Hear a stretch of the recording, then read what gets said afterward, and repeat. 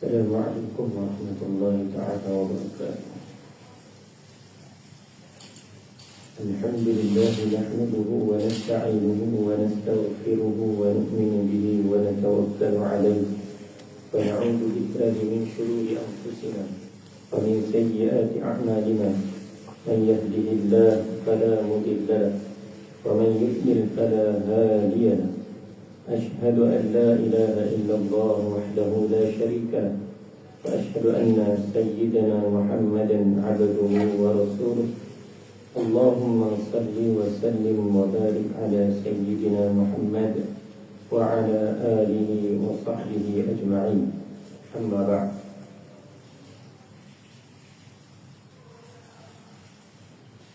قال الله سبحانه وتعالى: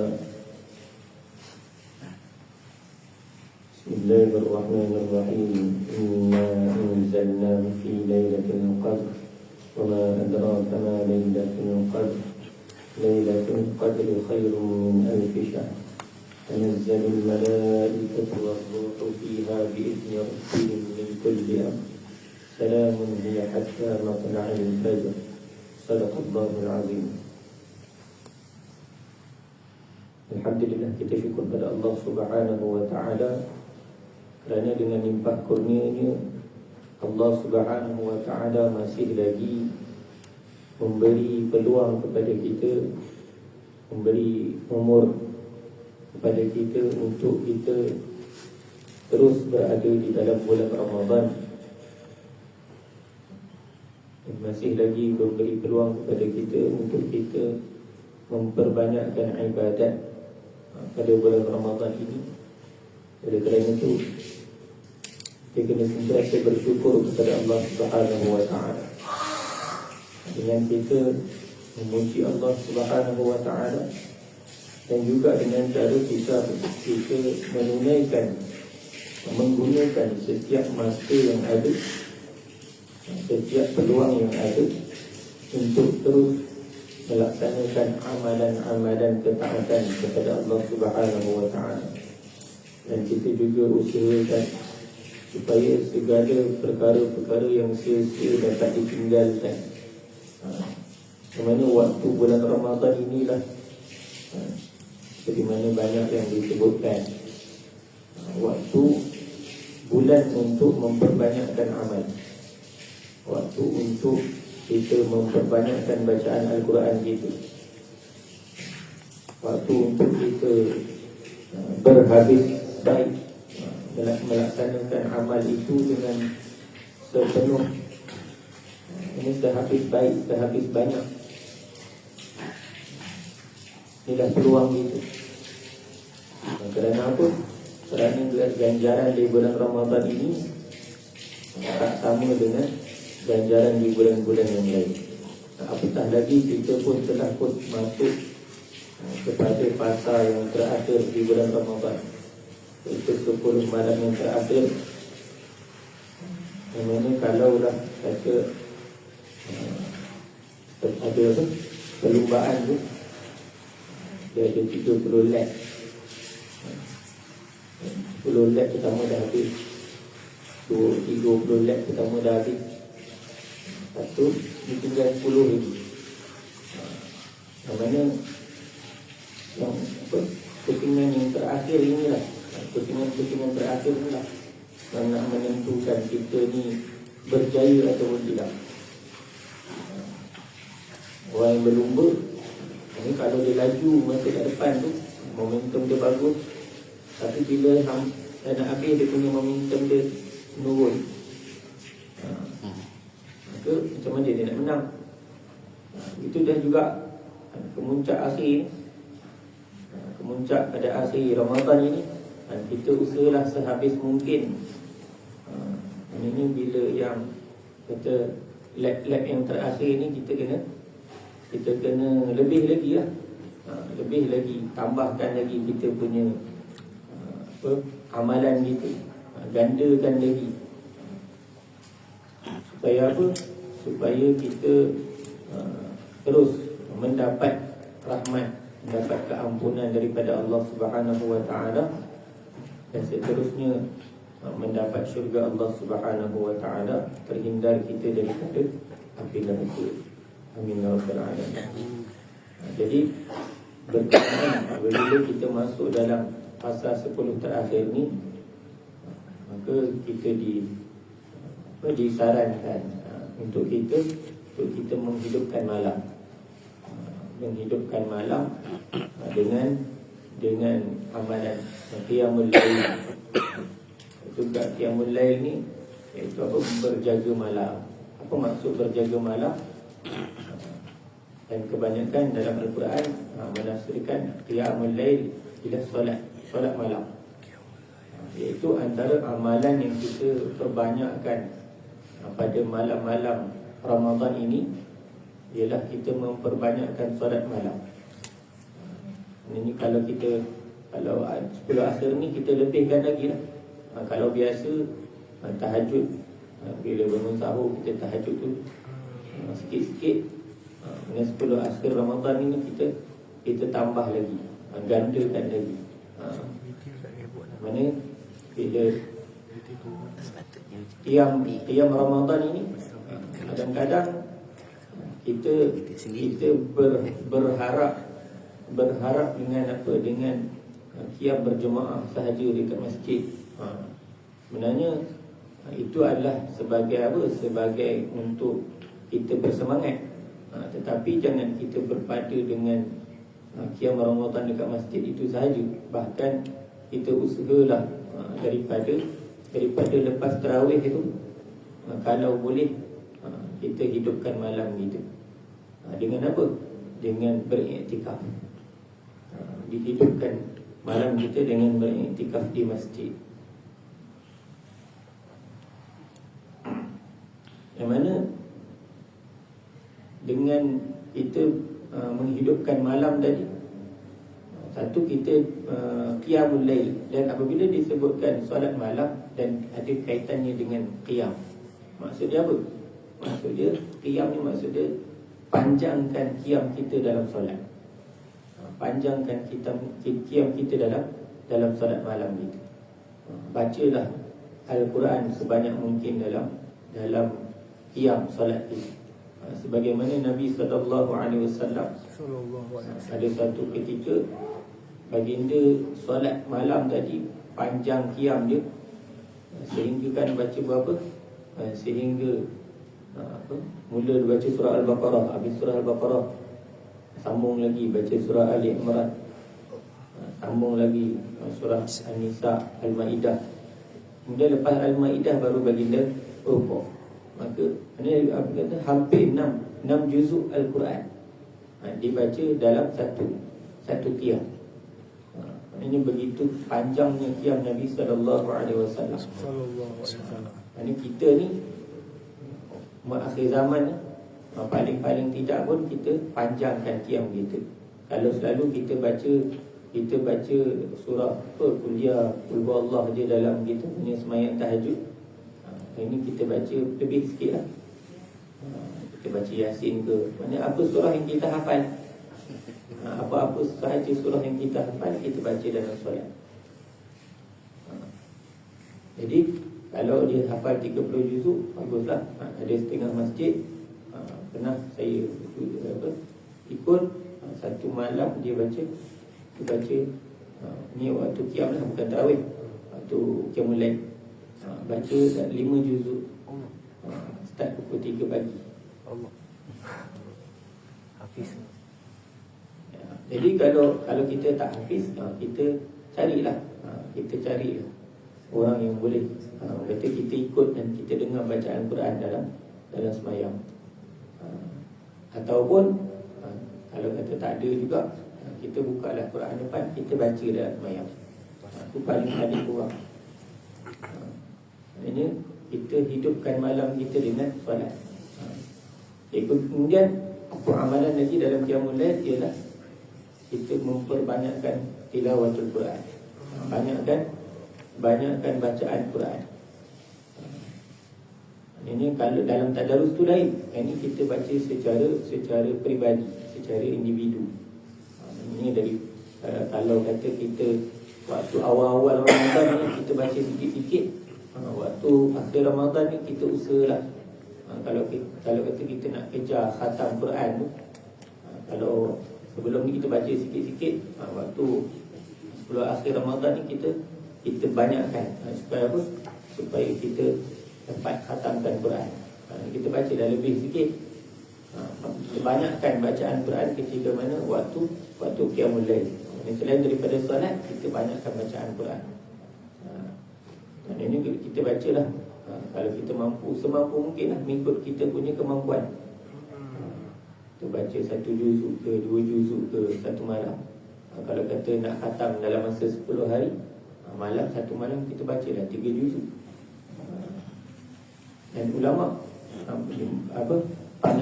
pengalaman daripada para ulama, antara amalan yang boleh mencerahkan penglihatan, menajamkan penglihatan, ialah kita membaca Al-Quran dengan melihat mushaf. Baca Quran secara nazirah, melihat Quran.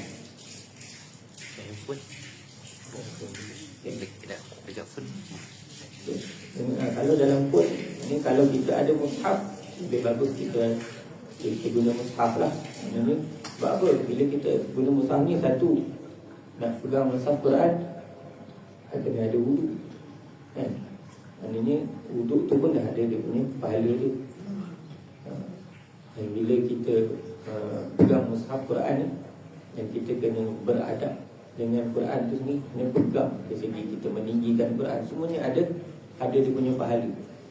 Berbeza kalau kita guna phone. Kita bolehlah baca, tapi mana keberkatan lain tu kita kurang dapat. Kita tak dapat keberkatan kita pegang mushaf Quran, kita ambil wuduk sebab nak pegang mushaf Quran. Semua tu ada ganjaran yang tersendiri.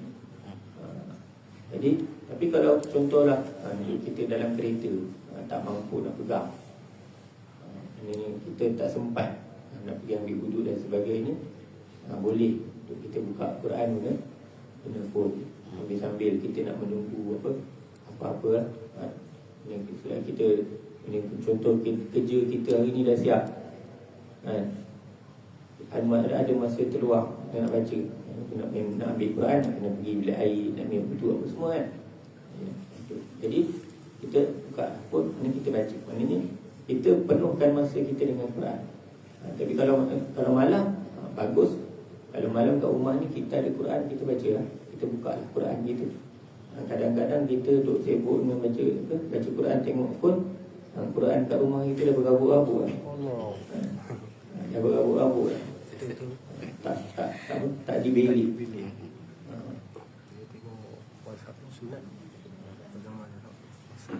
Kemudian di antara juga amalan ketika qiyamul lail ialah kita memperbanyakkan zikir.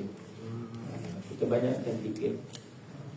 Daripada zikir-zikir yang masnunat, iaitu zikir yang mana diajarkan oleh Nabi sallallahu alaihi wasallam.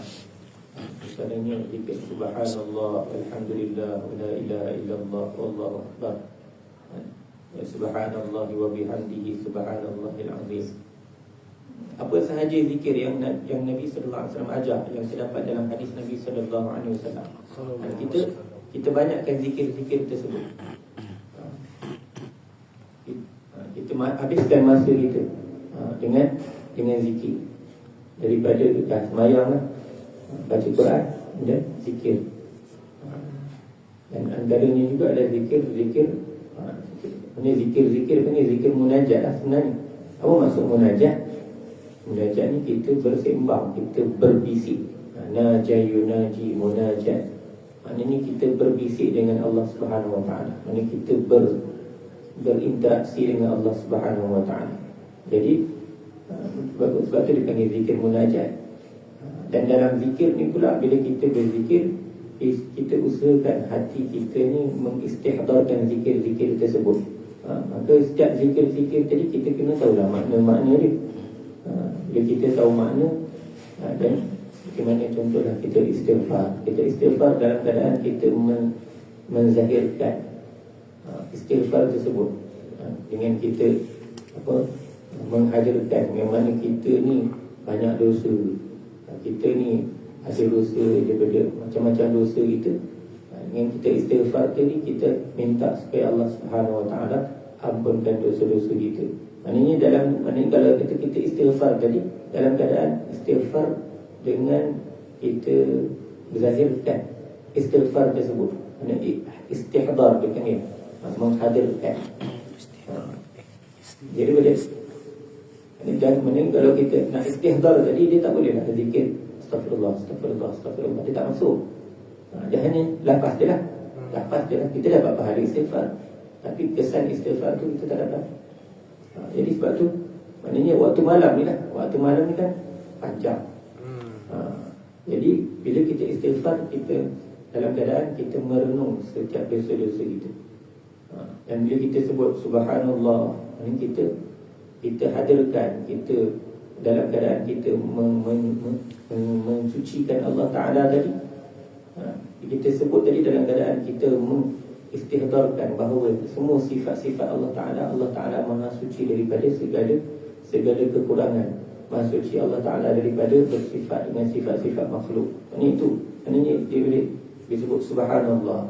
Juga alhamdulillah juga sama juga. Alhamdulillah, kita puji Allah Ta'ala atas semua nikmat-nikmat yang Allah Ta'ala bagi pada kita. Ini kita alhamdulillah.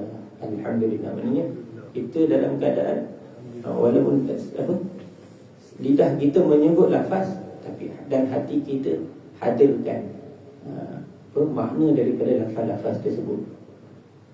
Itu juga kita sebut Allahu Akbar. Ini kita Allah Ta'ala Maha Besar. Maknanya kita membesarkan Allah Subhanahu Wa Ta'ala, dan kita hadirkan, maknanya Allah Ta'ala besar daripada segala-galanya, daripada pekerjaan saya, daripada harta yang saya ada, daripada apa segala-galanya. Maknanya itu kita istighdarkan bila sebut Allahu Akbar, Allahu Akbar. Daripada situ bahawa kita akan mendapat kesan daripada qiyam kita, kesan daripada amalan yang kita buat. Disebut la ilaha illallah, sama juga.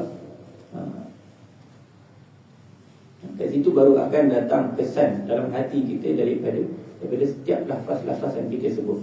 Sebab tu kita memperbanyakkan zikir dan juga mengistighdarkan hati dalam zikir. Dan kemudian yang perlu kita banyakkan ketika mana kita qiyamul lail ialah kita memperbanyakkan doa. Kat sini ulama ajar bagaimana kita nak banyakkan doa.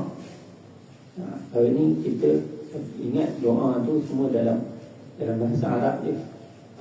Tetapi itu afdal, kita doa dengan lafaz-lafaz bahasa Arab. Tetapi untuk kita mendapat, kita nak khusyuk dalam doa, ialah kita doalah dengan bahasa kita. Ini kita doa, ya Allah, ampunkan dosa aku, ya Allah. Aku banyak dosa, ya Allah. Dosa, macam-macam dosa aku kepada Allah. Ya Allah, ampunkan aku, ya Allah. Ini kita memperbanyakkan doa. Yang mana ulama-ulama bila mereka berdoa, ada keadaan-keadaan yang mana kadang-kadang sampai sejam, 2 jam doa saja. Kita memperbanyakkan doa ketika mana bangun malam. Ini kita solat, baca Quran, zikir, doa. Inilah amalan yang dilakukan oleh baginda sallallahu alaihi wasallam dalam qiyam. Ketika mana bangun malam, menghidupkan malam. Lebih-lebih lagi dalam bulan Ramadan, kita menghidupkan malam tadi dalam keadaan lebih lagi daripada malam-malam yang lain. Sehingga kan dalam hadis Nabi sallallahu alaihi wasallam, Nabi sallallahu alaihi wasallam sebut, sahabat cerita Nabi dan ketika akhir Ramadan, 10 akhir Ramadan, baginda akan ikat kain. Maksud dia apa? Maksud dia baginda betul-betul meninggalkan kesibukan dunia. Maknanya tak fikir hatta benda-benda yang harus sekalipun baginda tinggalkan, seperti mana duduk bersama dengan isteri dan sebagainya. Maknanya akhir Ramadan, baginda sallallahu alaihi wasallam akan beriktikaf, di masjid menghidupkan malam.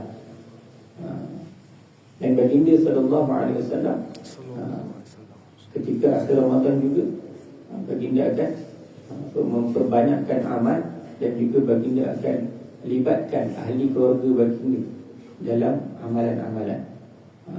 Begitu apa? Akhir Ramadan ni bukan kita seorang-seorang saja. Bahkan kita kena libatkan ahli keluarga kita, anak-anak kita. Supaya apa? Supaya mereka semua bangun malam. Kalau kata tak mampu nak buat serentak semua, nak bangun semua, ni kita dah bangun, kita kejut isteri kita kejut anak-anak kita. Supaya apa? Supaya malam tadi hidup dengan amalan. Jadi, dan antara perkara penting, antara perkara yang sangat-sangat digalakkan ketika mana kita menghidupkan malam-malam Ramadan ialah dengan kita beriktikaf. Apa maksud iktikaf? Dari segi bahasanya, iktikaf itu talzumu syai' walau syarran. Dan dia melazimi sesuatu, maknanya dia menetap pada suatu tempat.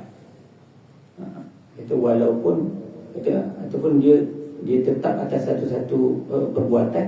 Kita kata walau syarran, walaupun benda buruk. Ini dari segi bahasa lah. Maknanya itu nak iktikaf. Iktikaf ni dia melazimi akan satu-satu perbuatan. Tapi kalau dari segi syarak, apa maksudnya iktikaf?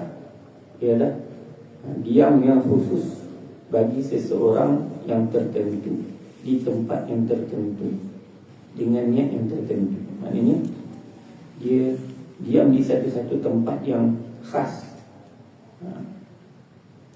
Diamnya pada satu tempat yang khas bagi seseorang di tempat yang khusus, tempat yang khas, tempat yang tertentu.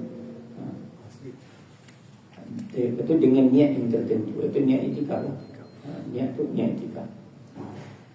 Yang mana apakah kelebihan daripada iktikaf?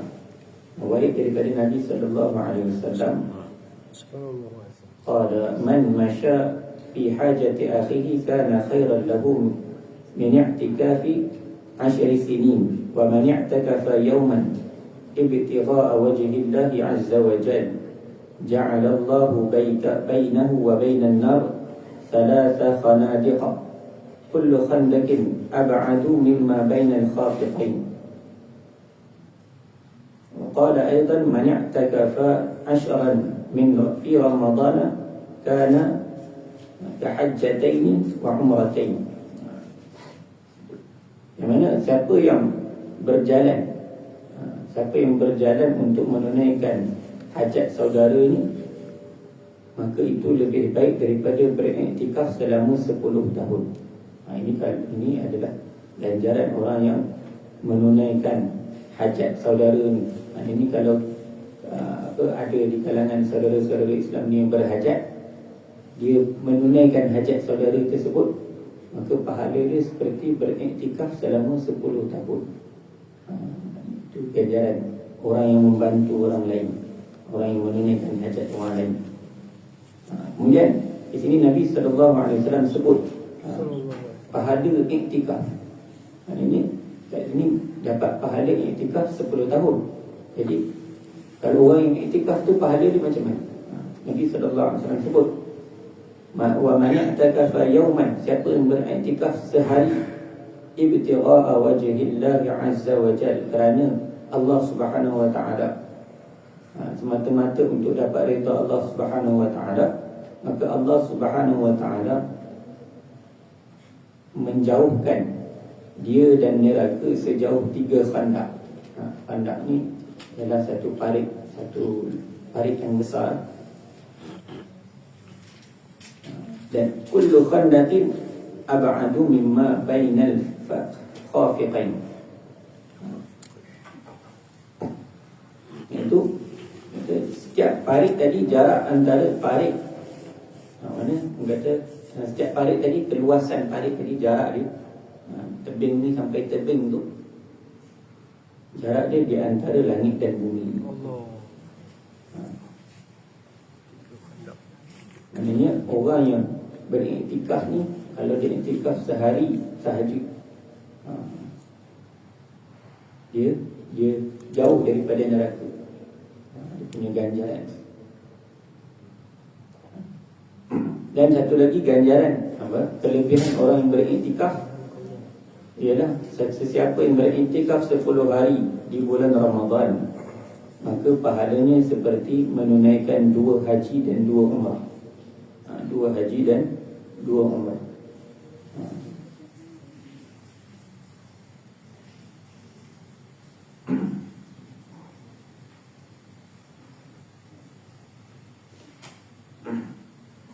Jadi di sini iktikaf, dan iktikaf ni dia ada beberapa hukum. Kalau kata kita nak beriktikaf, satu, bagaimana ahkam syariah ni dia ada 5 kan. Wajib, sunat, harus, makruh, haram. Dia 5 kan. Jadi ada masuk satu lagi, ada 2. Itu sah dengan batal. Kemudian dia kata kat sini, jadi hukum iktikaf ni pun ada 4.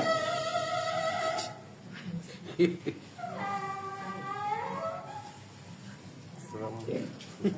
Pertama hukum wajib. Iktikaf wajib. Iktikaf wajib ni bila satu orang tadi dia bernazar.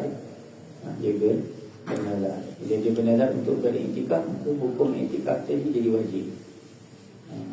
Ini kalau dia iktikaf, niat iktikaf tu dia nazar untuk iktikaf bulan Ramadan. Dia nazar iktikaf bulan Ramadan. Jadi iktikaf pada bulan Ramadan tu jadi wajib lah kat dia. Ataupun dia nazar iktikaf tadi, maka dia buat iktikaf tadi dah. Ini dia jadi wajib lah. Ini sekali yang dia buat tu hukum dia wajib. Jadi apa implikasi kalau iktikaf tadi wajib? Bila iktikaf tadi wajib, maka dia tak boleh suka-suka untuk batalkan iktikaf. Cuma kat sini dalam bab tempoh iktikaf. Tempoh iktikaf tadi, kalau dalam mazhab Syafi'i, sekejap pun memadai. Kita sekadar 2 rakaat solat, itu pun dah memadai dah.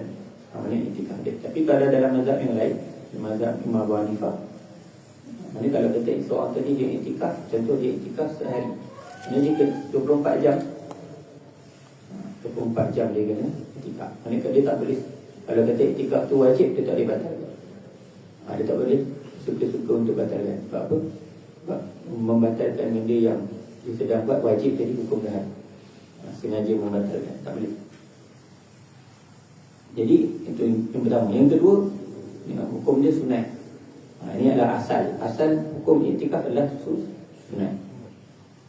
Yang mana sunat iktikaf tadi pada bila-bila masa. Tetapi lebih digalakkan dan ditekankan ialah beriktikaf pada bulan Ramadan, dan juga lebih lagi pada 10 akhir Ramadan. 10 akhir Ramadan. Kemudian makruh, hukum iktikaf makruh ialah seperti mana iktikafnya wanita dengan izin suami apabila dia ialah zawatil hay'ah ma'a amnil fitnah. Dan ini kalau kita wanita tadi dia nak beriktikaf, maka hukum dia, kalaulah dia jenis wanita yang muda dan dia kalau dia telah berkahwin, dia dapat izin daripada suami dia dalam keadaan aman fitnah, maka itu hukum makruh. Jadi wanita ni dia nak menghidupkan malam, bagusnya di rumah. Di rumah. Tapi kalau kata wanita yang kata telah pun mencangkau usia yang tua, ataupun dia kata dah putus haid, dan itu dalam umur yang mana dia kata ghairi zawatil hay'ah, maknanya dia kalau orang pandang dia, orang tak terkesan dengan dia, maka hukum dia sunat untuk dia pergi iktikaf di masjid, tapi dengan syarat dengan izin suami. Kalau dia masih ada suami.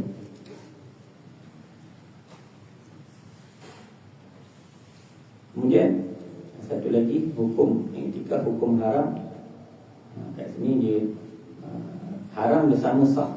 Dia haram jadi dulu. Satu haram tapi sah. Ada satu lagi haram dan tak sah. Kalau wanita tadi dia tanpa izin suami ataupun dengan izin suami tapi boleh berlaku fitnah kalau dia beriktikaf. Contoh dia pergi iktikaf ke masjid seorang-seorang, perempuan, walaupun ada izin suami dia tapi dia seorang, maknanya tak aman daripada fitnah. Jadi kat situ hukum dia haram, dia tak boleh. Kalau tanpa izin suami pun hukum haram. Tapi dia iktikaf tu sah tak? Sah. Ulama kata sah. Dan satu lagi ialah iktikaf tu hukum dia haram dan tak sah. Ialah iktikafnya orang yang berjunub dan orang yang berhaid. Sebab apa? Orang yang berjunub, orang berhaid, dia tidak boleh berada di dalam masjid. Dia tidak boleh berdiam di dalam masjid. Dan iktikaf ni dia ada 4 rukun. Pertamanya niat.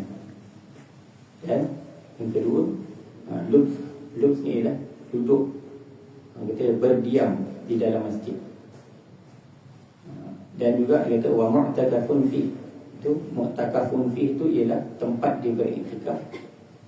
Wa mu'takifun itu orang beriktikaf. Ni 4 rukun iktikaf.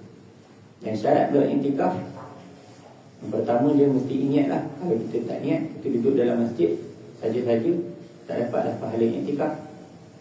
Jadi kalau kita nak dapat pahala iktikaf, kena niat. Sebab apa? Setiap amal tadi dalam mazhab Syafi'i, sahnya amal tadi dengan niat. Sahnya amal dengan niat. Dan syarat lagi bila kita nak beriktikaf ialah beriktikaf di masjid yang kata khalisul masjidiyah. Maksud dia ialah masjid yang betul-betul masjid. Maknanya dan mudah untuk dikatakan ialah masjid yang didirikan Jumaat. Tempat masjid yang didirikan Jumaat. Di masjid jami' ada punya syarat. Kalau kata masjid tadi, di masjid kata dalam bahasa Arab ni masjid dia tak ada istilah surau. Maknanya masjid, maknanya tempat yang didirikan solat semua dipanggil masjid. Jadi cuma masjid dia ada masjid jami' dengan masjid ghairul jami'. Ini masjid jami' ialah masjid yang didirikan Jumaat. Satu lagi masjid ghairul jami', masjid yang tidak didirikan Jumaat. Sudah. Ini kalau kata tapi cuma dia kat sini dia hukum dia mengikut fatwa lah. Mengikut fatwa di negeri-negeri. Ini kalaulah memang dia surau dan didirikan Jumaat. Kalau dalam wilayah dia dikira juga, dikira masjid. Walaupun dia surau tapi didirikan Jumaat, dia dikira masjid. Tapi kalau dalam Selangor tak. Kalau Selangor tak. Maknanya kalau Selangor walaupun dia diberi kebenaran Jumaat, tapi dia tak dikira masjid. Maknanya bila tak dikira masjid, dia akan ada 2 implikasi. Satunya tak ada solat kata masjid dan tidak ada iktikaf. Syarat yang ketiga al-lubsu fi fawqa tuma'ninatis salat. Kita iktikaf kat masjid. Mesti bila kata dia niat iktikaf, dia mesti duduk di dalam masjid tadi melebihi tuma'ninah solat. Ini kalau kata sekadar tuma'ninah itu maksudnya apa? Sekadar subhanallah. Ini kalau kata subhanallah, kita melebihi. Ini kena lebih daripada sekadar subhanallah. Kalau kata sekejap pun, ini dalam mazhab Syafi'i, kata sekejap pun dikira tuma'ninah. Apatah lagi kalau kita dikira niat iktikaf. Apatah lagi kalau kita niat iktikaf tadi, kita nak duduk berniat sehari, itu lebih lagi. Kita niat iktikaf dan kita duduk. Lama lagi lagi bagus kan? Ustaz, wajib duduk ke? Artinya duduk itu ialah berdiam di dalam masjid ini dengan apa-apa amalan. Ini betul lah kita duduk ini juga kita berzikir pun fikir. Kalau kita pergi tandas kena niat balik ke? putus lah tu. Okey. Ha. Kalau kita keluar kerana hajat, maknanya hajat tadi tak dapat dilaksanakan di dalam masjid, dia digunakan, maknanya tidak memutuskan niat iktikaf. Tetapi kalau kita keluar, maknanya kita nak contoh, kita nak buat perkara yang mana dalam masjid pun boleh buat, tapi kita keluar masjid, itu dia membatalkan iktikaf. Satu Ustaz, pasal niat ni, mesti sebelum ataupun nak melangkah tu masuk dalam masjid, ataupun kita dah duduk tu baru boleh baru niat pun tak apa. Boleh. Boleh. Hanya tak semestinya sebelum masuk masjid. Sebab ada yang kata kalau dah duduk baru terlupa niat iktikaf dah tak boleh lah. Dia niat iktikaf ni dia tak ada kata apa. Kalau kita dah masuk masjid, kalau kita tak, kalau kita tak niat iktikaf, kita tak dapat pahala iktikaf tu. Jadi kalau kita dah niat iktikaf, baru kita akan dapat pahala iktikaf. Dan syaratnya lagi ialah suci daripada hadas besar. Kalau kita berjunub ataupun haid, maka kita keluarlah daripada masjid. Ini contoh kita dah niat iktikaf, lepas tu tiba kita berjunub. Biasanya iktikaf ni kadang-kadang kita tidur kan, tidur dalam masjid.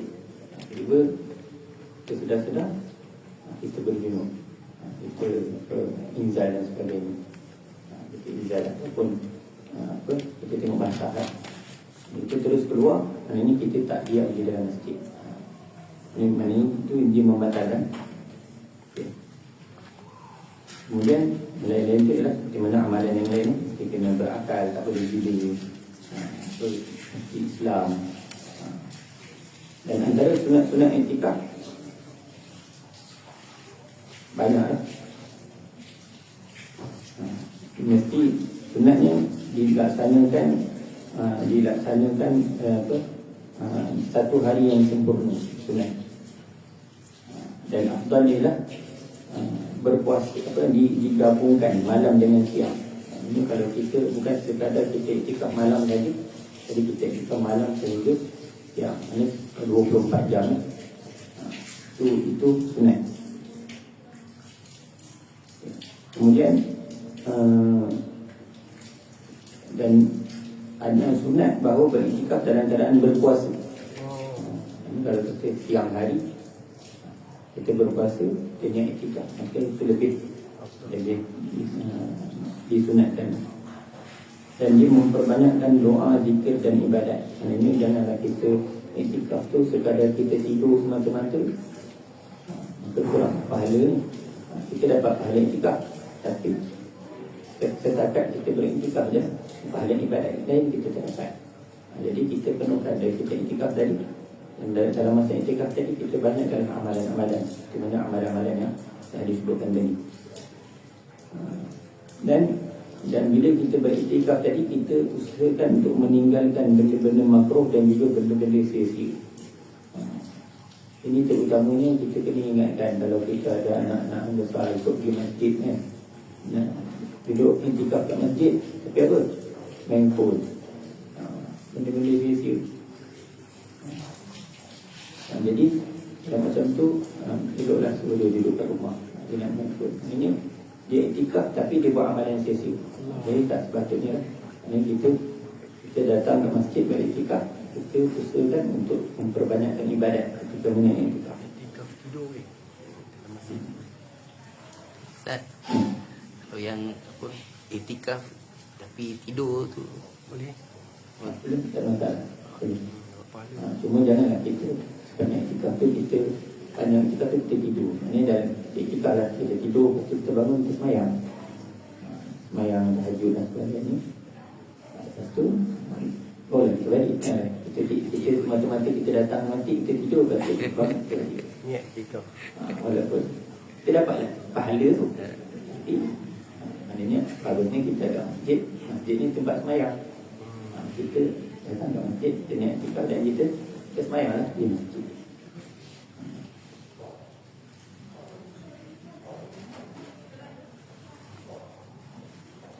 Kejutan air Ramadan. Sedikitlah pada permasalahan dan etika. Satu orang masuk ke masjid dan dia niat etika, kemudian dia keluar daripada masjid, kemudian dia datang balik masjid. Maka adakah dia perlu niat etika sekali lagi ataupun memadai niat yang pertama?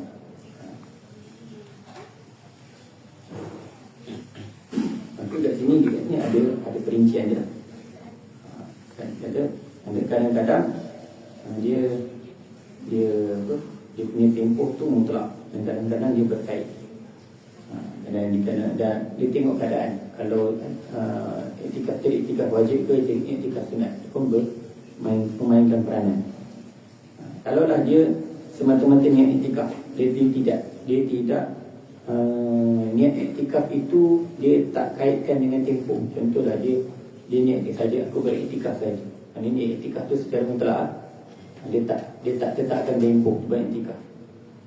Maka kalaulah dia keluar daripada masjid tanpa dia azam untuk kembali ke masjid ketika keluar, maka wajib dia memulakan semula niat etikaf. Ini kalau dia niat etikaf tu secara mutlak.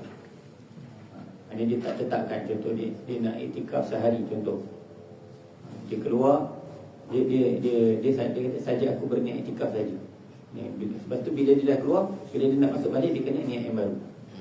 Itu kalau dia niat secara mutlak. Tapi dan dia tak ada azam untuk kembali balik. Ini dekat sini dia punya kait tu lah. Tapi apabila dia keluar dalam keadaan berazam untuk kembali semula, maka dia tak perlu niat semula itikaf. Maknanya itikaf yang lama tadi masih boleh diguna pakai. Maknanya niat yang lama tadi masih boleh guna pakai. Syarat dia mesti dia kena azam untuk kembali. Dia keluar kejap je, contohlah dia zikir-zikir ada orang ni dia keluar kejap, dia nak keluar kejap, dia niat kejap lagi nak masuk balik. Dia nak pergi berludah ke, nak pergi ambil wuduk ke. Maka dia bila dia keluar, dia niat untuk masuk balik, maka dia kena, nanti dia tak perlu niat itikaf yang baru. Dia boleh menggunakan niat yang lama. Okay, kemudian kalaulah dia tidak itlak, maknanya dia sebut dia itikaf tu sehari ke, sejam ke, ataupun dia niat itikaf sebulan ke,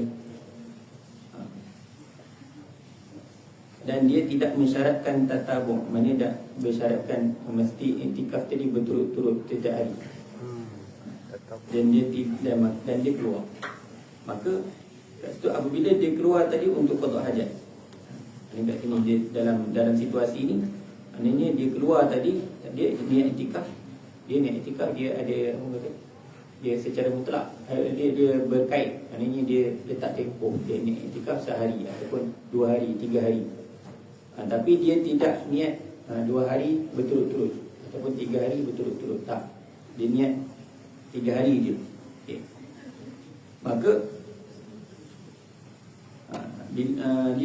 maka kat sini dia tak perlu, kalaulah dia keluar untuk qada hajat, maka dia tak perlu ulang balik niat iktikaf tadi, walaupun dia keluar tu lama. Contohnya dia pergi buang air besar, kena makan masa kadang-kadang,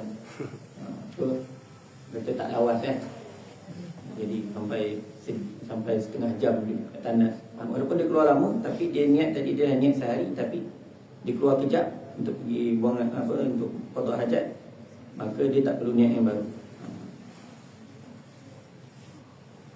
Dan kalaulah dia keluar bukan untuk qada hajat, tetapi dia azam untuk balik, dia balik ke masjid semula, maka begitu juga dia tidak wajib untuk mengulangi niat iktikaf. Tapi kalau dia keluar terus, dia niat sehari tapi dia keluar terus tanpa dia azam untuk balik, maka bila dia datang balik masjid, dia kena niat yang baru. Ini kalau kata dia iktikaf tadi bukan iktikaf nazar, maka dia tak perlulah qada. Iktikaf yang lama tu, maknanya iktikaf tadi tu habis macam tu je lah, batal dah. Kemudian apabila satu orang tadi dia masuk ke dalam masjid, dia lupa nak niat iktikaf. Boleh tak dia niat iktikaf tadi ketika tengah-tengah semayang? Itu jawapan dia boleh. Boleh. Niat dari rumah juga. Ha? Niat dari rumah. Ini niat tadi kita biasa niat tadi dia mesti di tempat sebut. Ini kalau kita niat dari rumah masih lagi itu kalau itu dipanggil berkata dalam kita dan niat tu dipanggil berkata keinginan. Bila dia masuk kat dalam masjid barulah dikira. Kalau ketika niat kita dalam masjid baru dikira niat kita.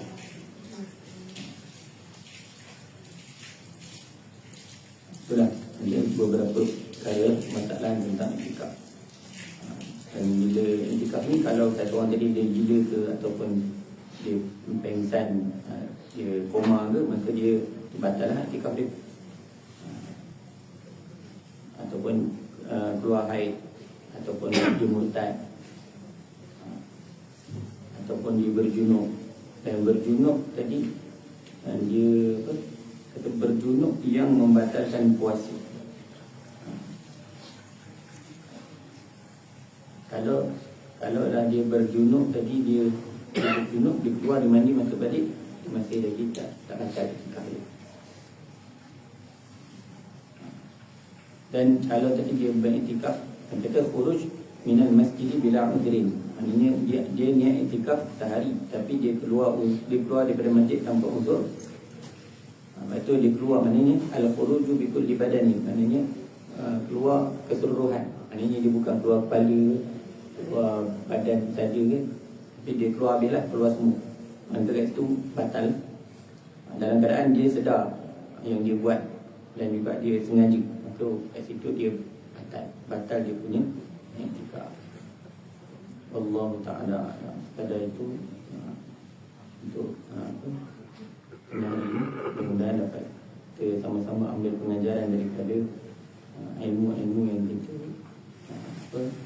bincangkan, dan dapat kita amalkan dalam kehidupan kita, dan kita memperbanyakkan amalan di bulan Ramadan ini sehabis mungkin. Kita amal dan sampaikan kepada orang lain. Amin. Insyaallah wa astaghfirullahaladzim wa lakum wa lisa'ilil muslimin wal muslimat astaghfiruhu innahu ghafurur rahim. Bismillahirrahmanirrahim. Alhamdulillahirabbil alamin. Wassalatu wassalamu ala sayyidina Muhammadin wa ala alihi wa sahbihi ajma'in. Allahumma anfa'na bima 'allamtana wa 'allimna ma yanfa'una wa zidna 'ilma. Allahumma ij'alna minal ladzina yastami'una al-qawla fayattabi'una ahsanah. Rabbana atina fid dunya hasanah wa fil akhirati hasanah wa qina adzabannar. وصلى الله على سيدنا محمد وعلى آله وصحبه وسلم والحمد لله رب العالمين.